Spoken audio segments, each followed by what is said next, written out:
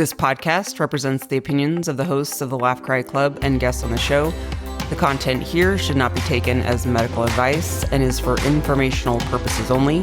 And because each person is so unique, please consult your healthcare professional for any medical questions. While we make every effort to ensure that the information we share is accurate, we welcome any comments, suggestions, or correction of errors.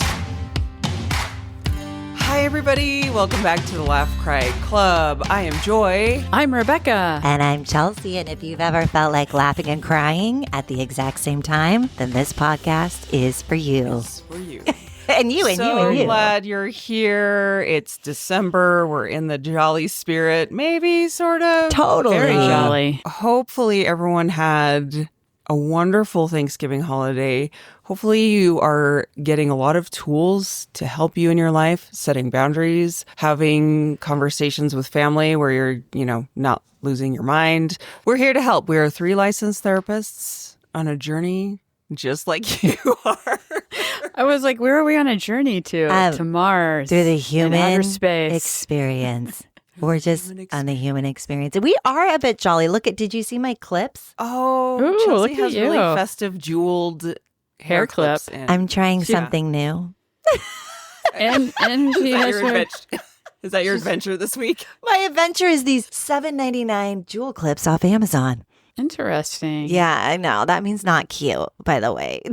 When someone says interesting to your outfit, that means not cute. But again, I'm trying it out so I won't be offended if it doesn't work. I'm testing it out with 2 of the safest people I know. You too. I think it's great. I honestly can't really tell what it is. They're cute little purl and I green. see. I think Yeah. I like it. They're think it's great. festive clips. It's sparkle. And Chelsea has a really cute Christmas tree behind her. I do. Like we're in the wonderful holiday spirit. This week, we're going to share our laughs and our cries, as we always do with every episode. And then we're going to get into how to enjoy the holidays without feeding into all of the weird messaging we get around diets and food. Gross. And it's just it's a lot. And we all have stuff that we deal with around food. I think 90% of the population has some type of, I don't want to say issue, but we have some type of opinion about eating and food and mentality. It's a whole culture of how we're raised. So we're going to talk a little bit about that. So let's kick it off. Who wants to start? Who wants to nominate? Or Chelsea, who are you nominating for? Well, today I'm not nominating the person who affirmed my clip choice in my hair.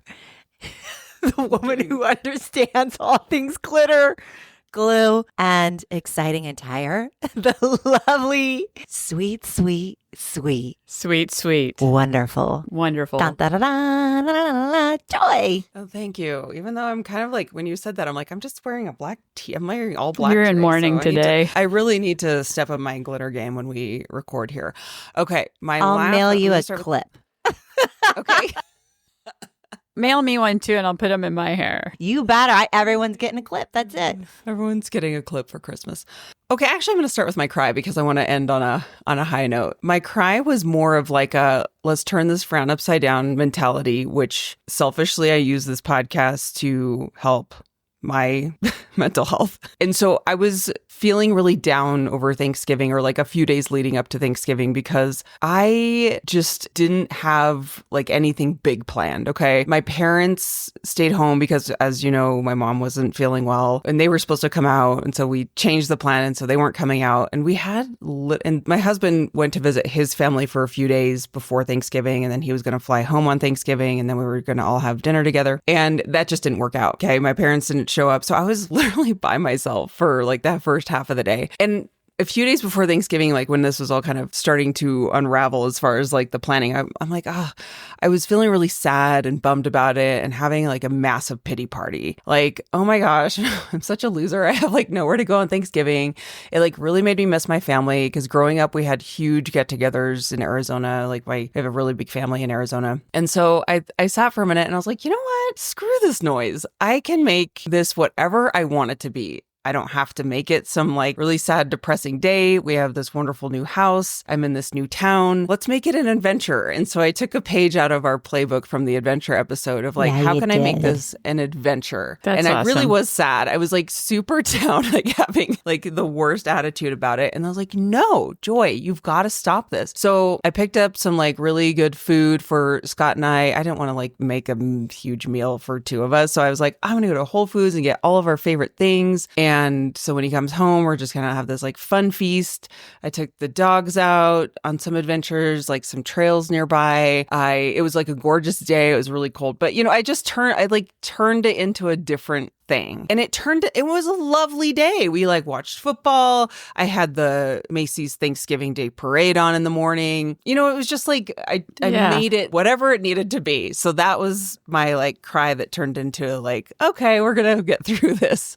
Because I think that's one of the things that I will go to sometimes with like not having kids of like, we don't have a big family. And like, I'd get like this weird like down about it, but I'm like, no, you have a choice here. So, okay. So that was my cry. So thank you for the Laugh Cry Club for helping me through that. Cause that truly, I don't think it would have happened without you guys. So thank you. I want to say one thing. You said you selfishly use this podcast, and I want to reframe that. You intelligently, smartly, resourcefully use this podcast because it helps. It totally And so helped. I think you sharing and me sharing and Rebecca sharing, I'm just going to put it out there, us sharing our own challenges, it is the point of this, right? That we are all going through it. And so I always say this with my Substack, if we can just help one person feel a little less kooky, like we did our part. So I'm taking back the selfish and saying, good for you, Joy, for listening to your own wisdom. I'm so happy that you did that. And your Thanksgiving actually sounded really cute and fun. I would have really loved it. So Me too. yeah. It was very cute and fun. And shout out to my friend Leah. I can't remember if she listens to this, but I'm going to make her listen to this one. Leah, you better be listening. I just love Leah so much. She's one of my good friends. And I was texting her about this and I'm like, I'm kind of bummed out. I don't have anywhere to go. She's like, she was spending Thanksgiving with her family and she texts me and she made me laugh. She goes, I would pay $250 to have the Thanksgiving that you're about to have. Yes. I think a lot of people would have paid a lot of money to have that Thanksgiving, Joy. Yeah, we could have auctioned it off. Maybe like reframe it too, or she's like, Yeah. girl, you're not like in a bad situation. Okay. So moving on to my laugh, which is we just had a laugh about my cry, but here's my laugh, which I just love moments like this. I love moments where you're like in a store with a rando connecting. Okay. So this reminded Hold me on. of you, Can we Chelsea. just call this out again? The rando connection, y'all. The rando connection. Oh, that sounded pretty. For lovers and dreamers like friends you. Like you. Okay. Yay. So yes, the rando connection is real. I love it. I'm opening myself up to like more rando encounters, right? So I'm in Trader Joe's this weekend. First of all, I was so excited because my new neighborhood has a Costco right next to a Trader Joe's, two of my favorite places. So I was Dream very, very situation. happy.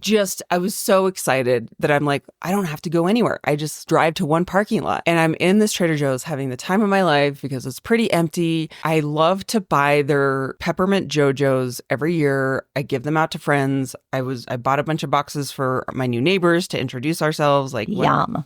So had my cart and I'm just pulling boxes of peppermint JoJo's off the shelves into my cart. And this woman next to me with a really full cart was standing right there as well. She was right next to me and she was kind of staring at the products, kind of trying to make a decision, very pensive.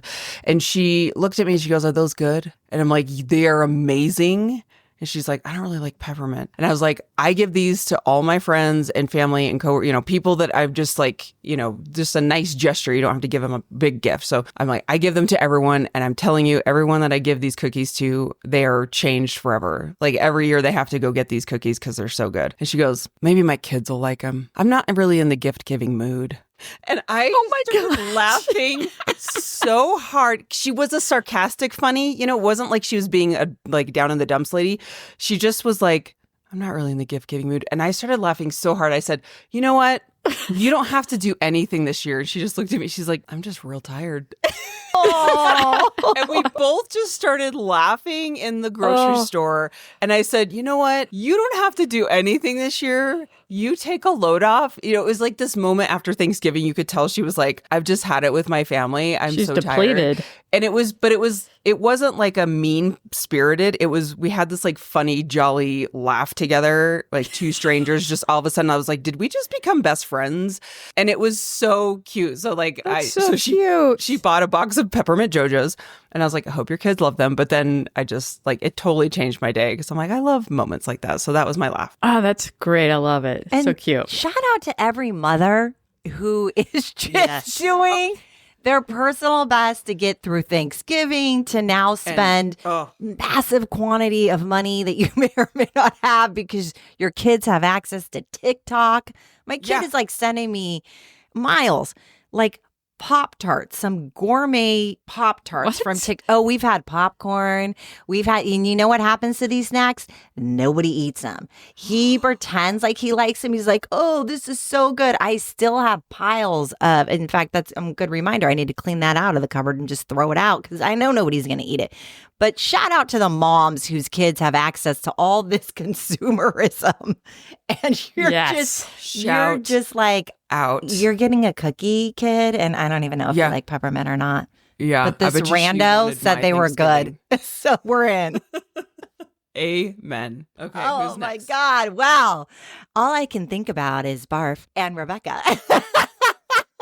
Okay. Still. You know why? Let me tell you. Yeah, I did hear from my from home that there should be a trigger warning on that episode. So I was like, are you kidding me? And she was like, yes. Anyway, so my laugh has to do with we ordered Cracker Barrel to cater Thanksgiving this year. Yummy.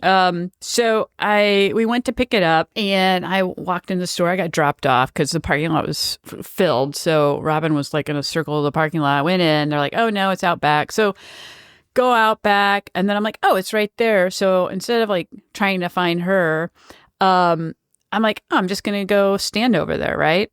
And get my food. So I give them the thing. They're all looking at me like, what the fuck are you doing walking up here? I'm standing there. Cars are starting to line up. And she's like, do you want to go get in your car? And I'm like, I don't know where it is. Because I didn't know where Robin was. And I tried to text her. You know, when you're trying to text somebody, it never gets there in time and you're already doing the thing. And you're like, fuck this. So I'm like, I don't know where my car is. And she looked at me like very strange. Like, what is wrong with you lunatic? Yeah. She was concerned. And then she's like, well, she went to get this box of food and she went to hand it to me. She's like, well, this is really heavy. And I'm like, oh, don't worry about me. I can lift 100 pounds. And I'm like, lifting it. I'm like, this is like 5 pounds. I'm like, not an 88-year-old woman. Like, why are you telling me this is so heavy? It was cracking me up. And then I saw the car and I went and got in it. But it was just a funny thing because she's like, do you want to go get in your car? And I'm like, I don't know where it is. You're like, do you want me to get in my car? Would you be more comfortable? Is that a boundary that you're more comfortable? Yeah, like, what is happening? I'm not going to give this to you unless you're in your vehicle. Yeah. But yeah. Ew, interesting. Yeah, I have a lot of thoughts about this person, but go on. Yeah. I love impressing people with how much you can lift too. Where I'm like, I can get this. I'm thinking I could lift this whole stack of food. Yeah. So let's just relax here. Athletes, y'all. I got this. Athletes. Yeah. And my cry, it kind of has turned into a kind of a laugh cry situation. So I've mentioned before that my mother has Alzheimer's and she's in kind of like the second stage of it. She still lives in her home, but she has my sister-in-law that lives there with her. And so we got her an advent calendar from IKEA. We were there not too long ago and gave it to her like for her around her birthday because her birthday's in right before Thanksgiving. Robin's like talking to her. Her mom's like, yeah, this chocolate's so good. I'm thinking, it's not even December yet. Why is she eating the advent calendar? Right. So and then she was like, yeah, I got all these IKEA coupons. We're like, where did you get these IKEA coupons? And so we had decided, oh, they must have come out of the advent calendar, right? Because nobody's going to give her IKEA. And we were like, this woman loves sweets, and I think it's a thing as you get older, and especially with Alzheimer's, they really crave sugar. And so Robin was thinking, like, I bet she has eaten like this whole advent calendar.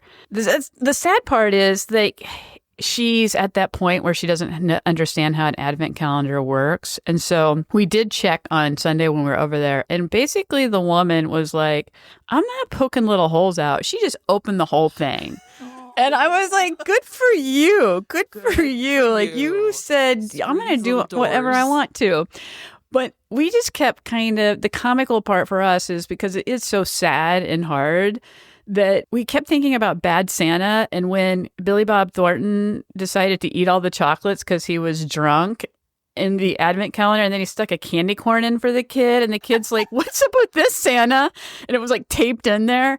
So we just kept thinking about Bad Santa the whole time. So yeah, it's like a combo. So sweet. That's so sweet. Like you said, it's like sad and also. Yeah. But, she just opened the whole box. Like, she never did the little poke out things. Like, I think she ate it before December. It was even complete. Actually, December 1st, it was already empty. Yeah. Isn't there just like a sweetness about getting older and even like the loss, right, of somebody going through Alzheimer? I always say it wrong. That childlike innocence. Gosh, there's a lot of beauty in that. When you were talking, Rebecca, it reminded me, my kids, when they were little with those advent calendars, they did that every year. Like, they would break in the middle of the night, and all of a sudden I would look the next day and the thing had been like, because they were little, like pretty destroyed with how they poked the It was like a mouse got into it.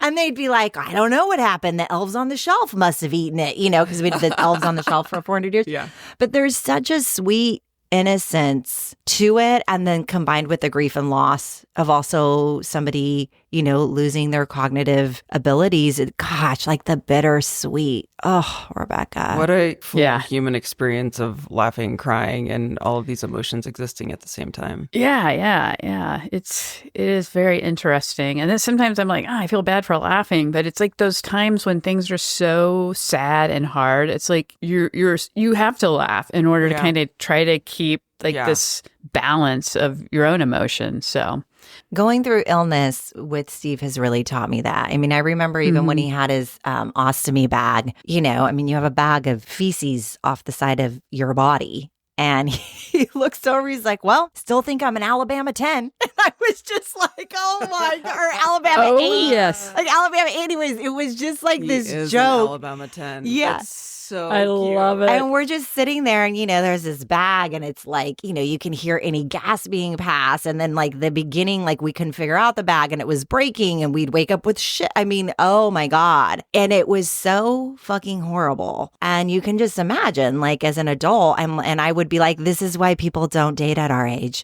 Well, older, because we're kind of in the wrong generation for this illness. But I'm like, this is why people don't date. Because what are you going to say? Like, sorry, babe, I just shit myself. Like, it's just like, it's like you really got to love someone, you really got to love someone. And thank God we don't have the bag anymore, and of course he learned how to do it. He learned how to do all those things.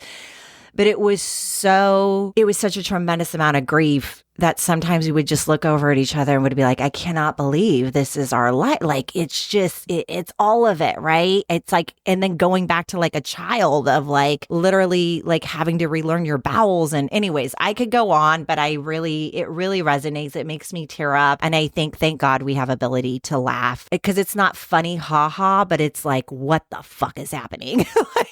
And like, what else can you do? Mm-hmm. It's truly like, you have to have that balance, like Rebecca said, of, okay, this is just so much that I have to find some relief here and finding the funny side of it, or at least just like, oh my gosh, can you even believe it side of it? Well, now we're going into my laughs and cries.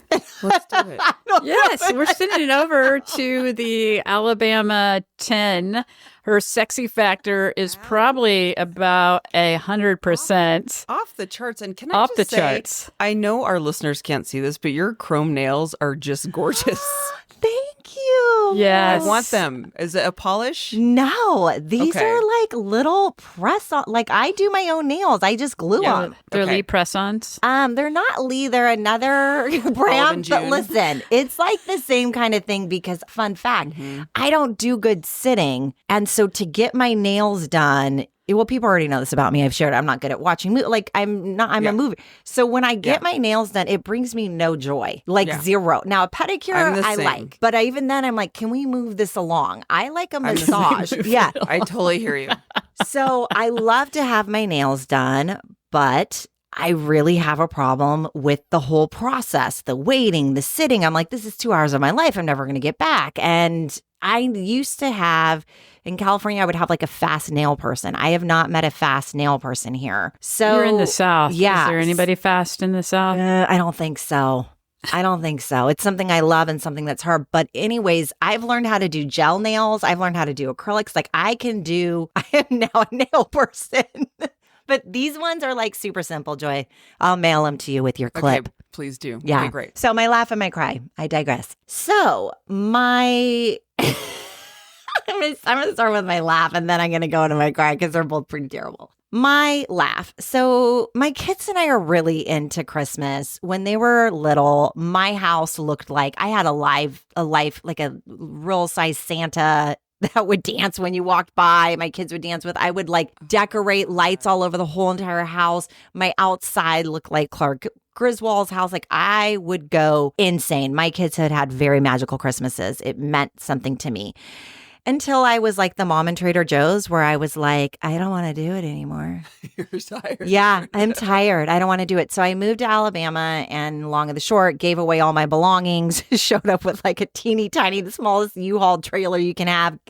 And I had no Christmas decorations. I had nothing. So I've had to build up. So Miles is driving. Now that Betty is his car, Miles is driving us in the town car and we're looking at Christmas lights and he's so sweet and he goes, Mama, when I get older one day, I'm going to do that to my house like you used to do that when we were little. And I was like, wow. Like, I know. It meant something. It really...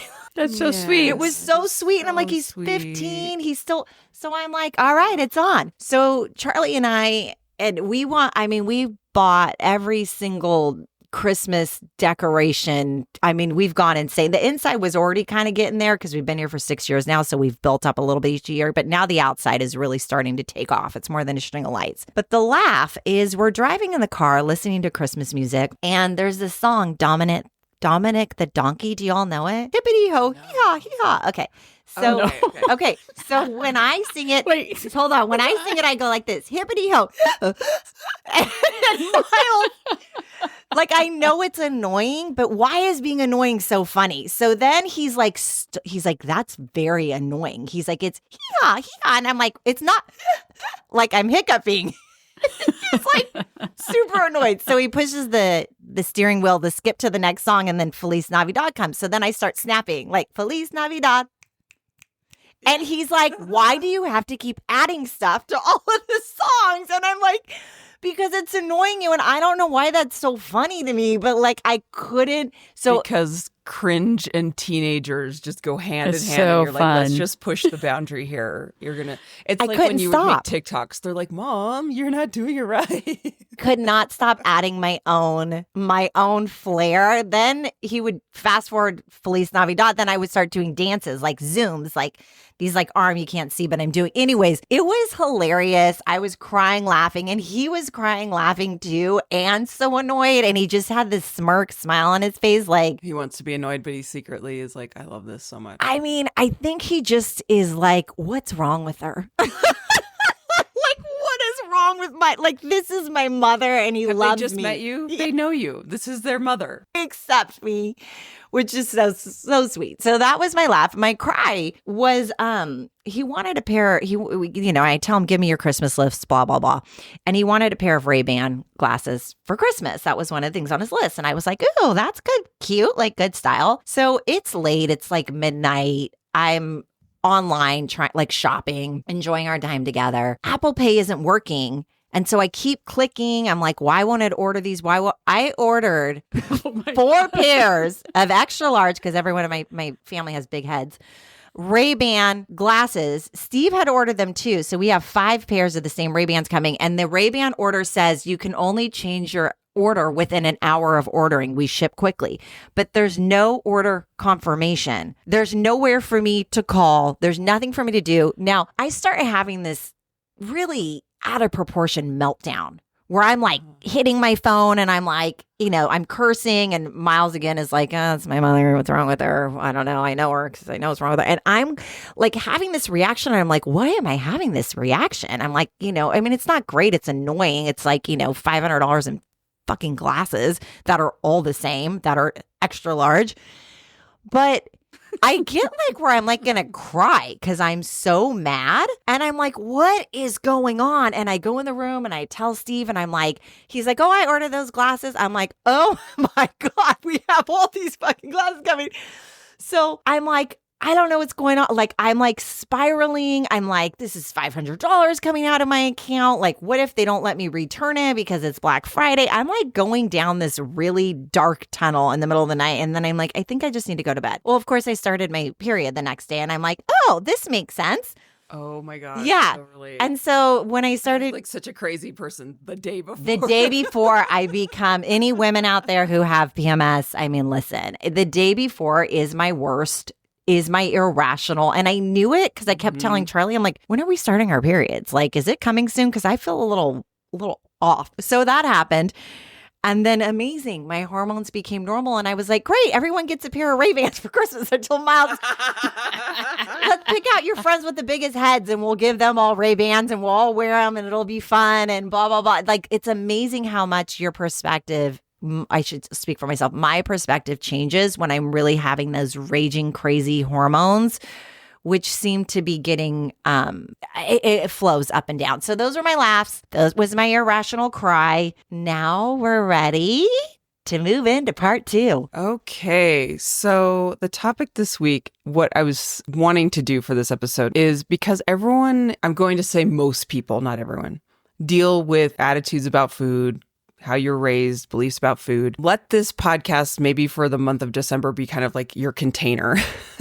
So hi Priya, Chelsea's cat just joined the chat. This is kind of a tool we use in some therapy techniques of like, just leave it here. Like, leave it in this podcast. If something comes up this month as we're having this discussion and you're thinking about this and you're like really struggling, just leave it in this show. Like, we'll hold it for you. We will contain that. We will take care of it for you. Just like give it to Chelsea, Rebecca, and Joy. We will be like, we got you. Okay? We'll be the bucket. Exactly. We'll be the bucket.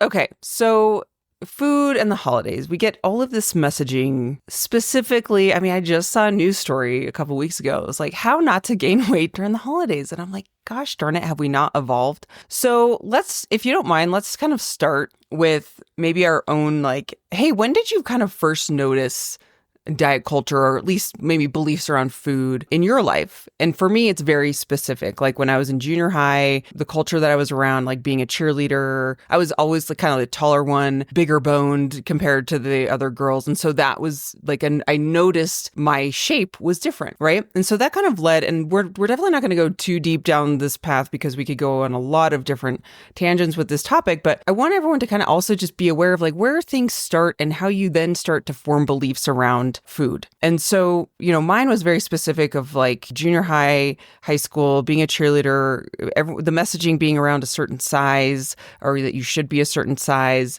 So that kind of led down my belief system, which I've had to do some work on over the years. But all of that to say is like, do you have a moment in your life where you're kind of like, yeah, this kind of developed in me? This is when I started to kind of like have that narrative started. I mean, mine are pretty extreme. So my father's side of the family has had obesity and like being overweight. But my 2 aunts who were very much mother figures to me were very like empowered women. So like they would walk around naked, like we would go skinny dipping at night as kids. Like it was very like women, like very accepting of liberation. Yeah. Like you are a strong woman. So I had that messaging. And then my mother's side was very like the vanity, very diet culture, where my mom would look and be like, oh, I have some diet pills in the car. Like you can, like, so there was this extreme where it was like on one side, it was really celebrated to have a voluptuous female body. And then on the other side, like being skinny, but then not too skinny came from my mother's side. So mine was, I would say, less with food and more kind of dysmorphia, like body dysmorphia of like what, like, I don't know if I see what other people see. And there's sometimes I feel really great. And there's sometimes where I don't. And so it's very extreme. And then my food part was a lot of food scarcity. When my parents split up, my mother was very, just struggled financially. And so we would order food off the dollar menu, or she would give us money. My sisters and I, when we would stay with her on the weekend, and we'd pull our money together to go like to 7-Eleven and buy like, let's buy bread, ship in, and let's buy peanut butter and things like that. And then my dad, like, we just didn't have, like, it was frugal. So the food scarcity, I would say, would be the root of me eating really quick. So when I get food, I eat very quick. And I used to feel that need to clear my entire plate, because it was like, I don't know when I'm going to get food, when I'm going to have this abundance of food again. So kind of like take as much as you can, have as much as you can. And then, of course, there's that dysmorphia of I need to look a certain way because we're just having this shoved down our throat all over the place. So that would be kind of my extremes. Rebecca, how about you? Yeah, this is a hard question. I feel like when did I start to notice this? And I feel like I probably became more aware like when I was a freshman, like the transition between freshman year and sophomore year in high school, because I was like, I think I still almost had like that little girl body as a freshman, like pretty thin, just always busy. And then I started like putting on more weight, like I think in between the freshman and sophomore year. And I still was like involved in sports, but I was always heavier than other girls. And I hated that. And I don't remember anybody in my family ever talking about weight or whatnot, but I do know that obesity ran on my mother's side. So my aunts were always pretty obese. We'd be around, and I don't remember ever thinking anything differently. But I know that my mom loved to bake.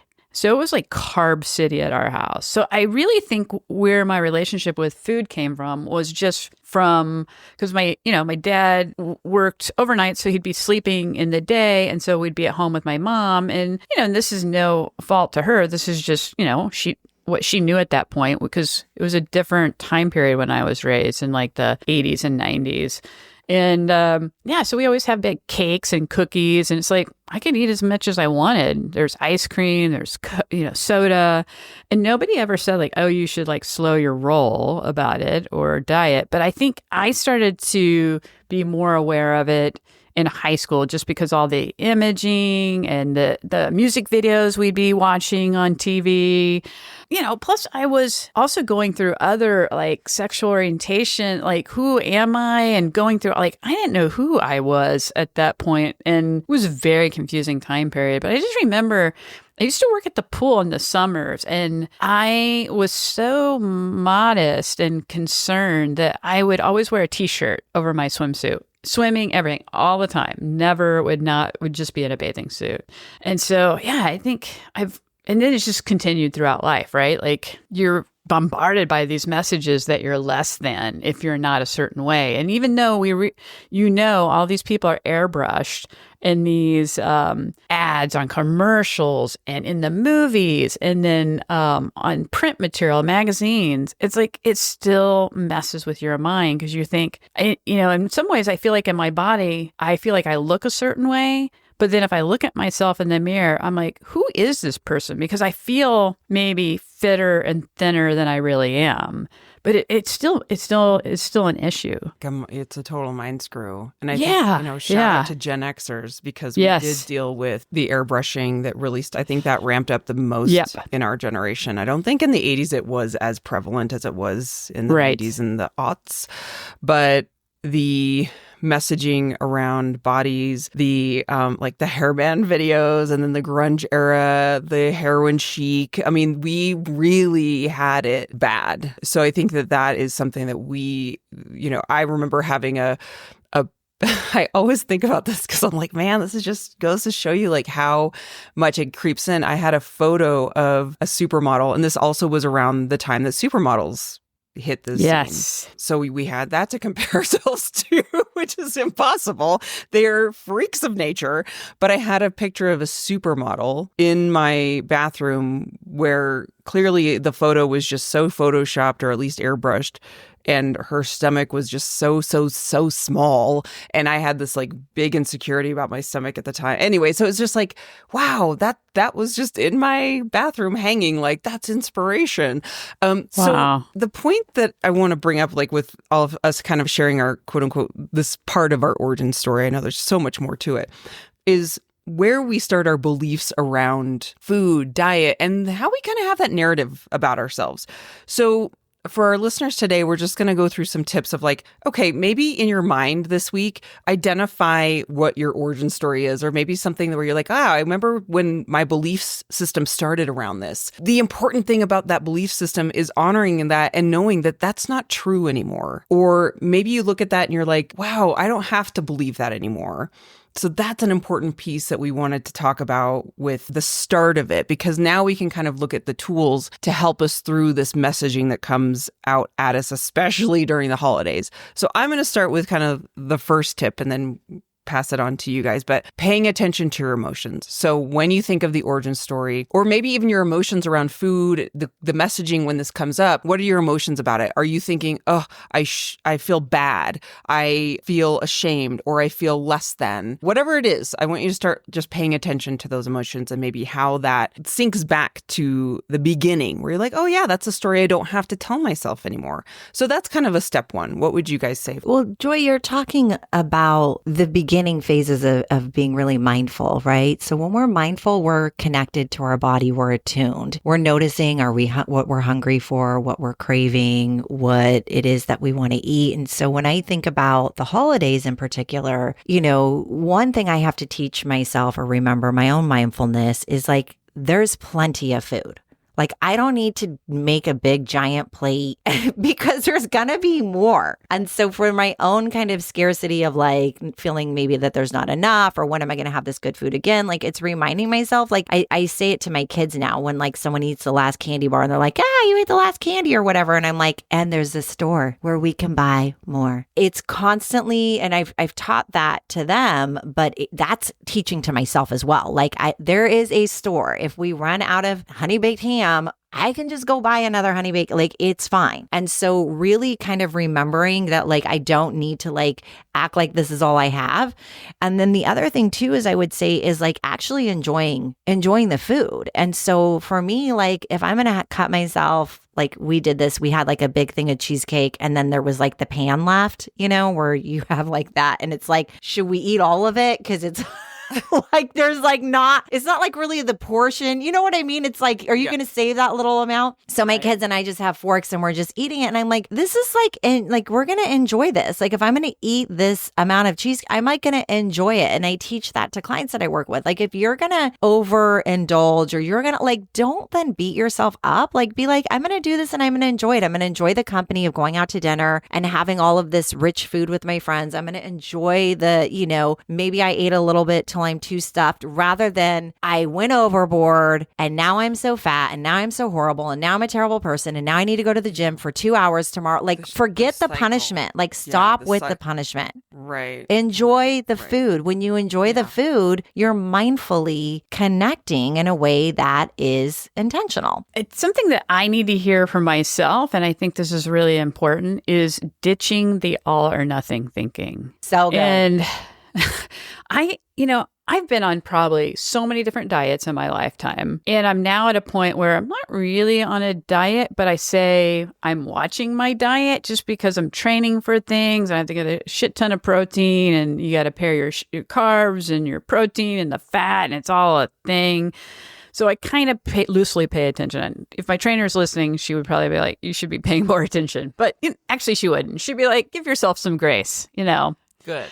But I am one that gets stuck in all or nothing thinking. It's like, oh, okay, so you're going to go into this holiday meal and you're on this certain diet and like you can only eat you can't have any carbs at this, you know. You remember the whole protein, like the South Beach was all proteins, or the Atkins. And it's like, I can't have these. I can have the mashed potatoes, but I can't have this really delicious yeast roll homemade from Aunt Betty, you know, and like you pick and choose. And it's like, or then if you would eat it, it was like, well, fuck it. I fucked my whole diet, so I'm going to eat whatever I want for the whole rest of the week. And then it became 2 weeks. And then it's like, this is not what I wanted to do, because my mind was then controlling basically what I was eating, right? So ditching the all or nothing thinking is really important, and just recognizing that have what you want and it's okay. And if you have a plan of your exercise like I do, I will get back on track because I already know what my training program says for the next week. Like, I will be going to the gym on this day, so it's not a problem. Have what you want. But I'm just also going to be really mindful and intuitive, because there's also intuitive eating where you're really just paying attention to like your actual hunger cues, and not those cues like when you come into, say, somebody's house and it smells like fresh baked goods. Immediately, all the signals in your brain lights up and say, ooh, I need to eat all this that I can, right? Because you want to keep fueling the dopamine, because there's all the dopamine, the happy chemicals. But to just be and enjoy the moment, enjoy the family foods, just enjoy it. And you can get back on track tomorrow. But I'm really kind of preaching to myself here, like, stop the all or nothing. The other thing that I don't want to correct you on, but I want to like think about it differently, was you just said back on track. I don't believe in that. I don't believe in back on track. I believe in, hey, this happened. I'm going to maybe make a choice that makes me feel better. Because the back on track to me sounds a little bit like you have guilt around what you did. You are so right. Okay. Yes. No, that's a great call out. Yeah, I need to hear that. Gotcha. Thank you. No, I'm just kidding. You did. Thank you. But I think a lot of people can relate to that, though. It's like, diet starts tomorrow. 100, yeah. But that's just showing us that we get caught up in this feeling guilty and I have to do better tomorrow. Well, no, not really. I mean, food is a wonderful thing in our lives, and it nourishes us, and it makes us do wonderful things in our body. Our body's this like awesome machine. It's really important to think about food as like respecting the machine that we have, that we're given. And I know that's like a really hard thing. It's like easier said than done, of course, because again, it goes back to the origin story of like our beliefs around it. So I think for the sake of kind of simplifying everything we're saying here is, when you have those beliefs come up, or that self-talk come up, that narrative come up, especially this time of year, sit and be present. Like Chelsea said, think about just enjoying the moment as much as you can. And just even for an hour. Can I just like not have any of that noise for an hour and just enjoying the time with my friends? Stop the judgment. Yeah. Focus on your intention. So that's what I would say is, what is your intention? My intention is to have a fun memory with my kids of us eating cheesecake out of the pan. How does that connect to my values? My values is to enjoy. I want them to learn how to enjoy food. I want to enjoy food. I don't want them to have this body dysmorphia or this extremes that I had. So I have to remind that of myself. I deserve to enjoy the cheesecake too. And time with my kids without then beating myself up. So just a reminder, the brain hates deprivation. Okay. So losing weight, the brain hates the word loss. It doesn't want to lose anything. The kind of manager part we have in our brain that's, giving us these rigid rules, our brain really doesn't like that. So we can really just make it simple of like, how do I feel? What is it that I want to do right now? And let that be okay. How do I feel? I want to eat, all this Chex Mix that my stepmother mailed me. Good. Enjoy it. It's fine. It's a few days out of the year, and that can be your normal. It doesn't have to be that my normal is now, then I overcorrect. We want to stop that overcorrecting punishment that, comes with diet culture, that comes with societal noise, that comes with our own upbringing, our own wounds. So I want to reiterate, going full circle as we wrap up today, Joy started us off by going to that origin story of what our beliefs are about our bodies, what our beliefs are about food. Try getting curious with yourself. Try getting curious of like, ooh, what is this evoking in me? And if you can, try connecting and remind yourself to just Joy's point, you have a choice as an adult now. You don't have to go back into those old narratives and believe them, even though there's some hard wiring there. You can remember, like, my intention is to give myself a break, and I wish society would give me a break, or I wish my mother would give me a break, or I wish whatever. But this can start with you as an adult. And if you have kids, there's an opportunity for you to correct with your own children, which helps me to be accountable to myself. Gosh, there's so much here. Rebecca and Joy, thanks for sharing your vulnerability. I mean, this can be Yeah. They said, let's do an eating one. And I was like, no. I was like, hard no. I'm not doing any food stuff. Because but aren't you glad we did? It's really, I am. And we have really just scratched the surface on this topic. I think we really just, the intention is to call it out, especially this time of year when things are kind of in our face. And I will just end with this too, that if you're in a family or you have friends that really bring that up, let's set some boundaries around that. Let's use our boundaries tools to not engage in those conversations. Episode 20. Yes. We're not gonna be in a conversation at the dinner table where people are like, oh, I can't have that. It's a time to be together. It's a time to be grateful. It's a time to be giving to other people. Let's take that off the table of having that conversation. Yeah. I would add, too, that sometimes people go to these gatherings and there's other people that comment on their weight, And so those are really hard times, too. And you have some tools and divert the conversation. You do not have to enter into it. So you divert it like, oh, tell me what your plans are for New Year's. Just ignore what they're saying and divert it. The pivot. Okay. It's a pivot. No, thank you. Like, switch. Yeah. Pivot on out, y'all. So many tools to use in this type of scenario. So many. Yeah. Well, thanks everybody for joining us today. We really appreciate you all being here. And I wanted to let you know that if you want to, buy us a coffee or tip us, you can find us on coffee.com. It's ko-fi.com Laugh Cry Club podcast. So go over there if you want to, help support us. We'd greatly appreciate it. If not, that's okay too. We love everybody in our club, and we're just so glad you're all here, and we love making this content for you all. And reminder to leave a rating and review if you haven't already on whatever platform. The best gift that you can give to support this show is to share it with a friend. So share, leave a review. That helps other people find us. Next week, we are going to talk about the beginning of 2025, setting intentions, and really kind of like how we handle the beginning of a year. A lot of people do this like New Year's resolutions. And I personally have this like weird allergy to resolutions. I get this like anxiety that I'm going to, have to do something for an entire year. So we're going to reframe that. And we're going to talk about things that we can do. And Chelsea has a wonderful, wonderful idea around the new year. So we're going to share that. I don't want to give too much away. So tune in next week. Yes. If you also are allergic to resolutions or the word resolutions and it kind of makes you scared and feel overwhelming, like me, you want to tune in next week. It's going to be so fun. Yeah, it's great. On that note, have a wonderful rest of your day. Thank you so much for supporting us and listening to this show. And we will see you next time. See ya. Bye. That's life, baby.